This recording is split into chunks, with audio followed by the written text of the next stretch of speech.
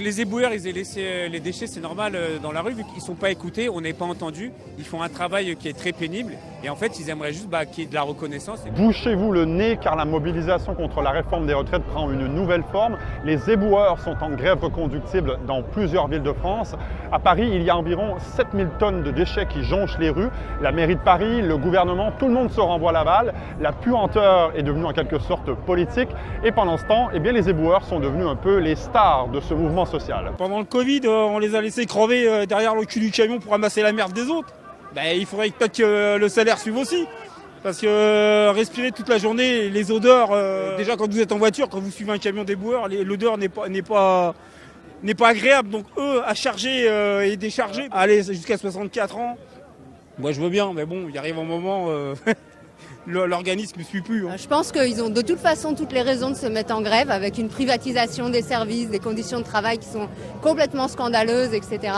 Et moi je pense qu'aujourd'hui on est bien content qu'ils soutiennent la mobilisation contre la réforme des retraites et que manifestement ce gouvernement il comprend que le blocage puisqu'ils ont dit eux-mêmes que des millions de personnes dans la rue ça servait à rien, que des gens tous en désaccord ça servait à rien. Et s'il faut mettre les poubelles dans la rue, ils ont bien raison de mettre les poubelles dans la rue. On n'arrive pas à se faire entendre en parlant, en criant, en chantant. Maintenant, on se fait entendre en déposant des ordures dans la rue. Ces métiers, justement, qu'on prenait pour des saux métiers, c'est des gens qui sont stratégiques et qui sont importants pour le fonctionnement de la ville de Paris et de la France entière. Aujourd'hui, voilà, ils sont en grève. La pénibilité, elle est là, qui n'a jamais été reconnue par le gouvernement de ce côté-là. Ils sont en grève et on voit ce que ça donne aujourd'hui à Paris. Que les éboueurs ils aient laissé les déchets, c'est normal dans la rue, vu qu'ils ne sont pas écoutés, on n'est pas entendus. Ils font un travail qui est très pénible et en fait ils aimeraient juste qu'il y ait de la reconnaissance et qu'on tienne compte en gros de leur travail. Mais ce qu'il faut faire plus pour être entendu, c'est la question qui va arriver à mon avis sur les prochains jours. Et c'est un peu inquiétant à mon sens, c'est même un peu, ça fait peur un peu. La faute de l'État aujourd'hui s'il y a des déchets dans les rues selon vous? Pour moi, oui, c'est la faute de l'État et c'est la responsabilité de l'État.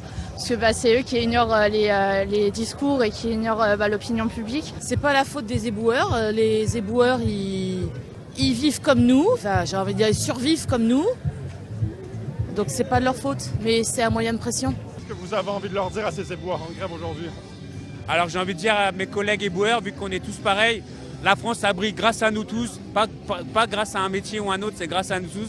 Continuez le combat, on est avec vous et continuez à montrer votre mécontentement. Et tant pis si Paris, ça va devenir une ville moche.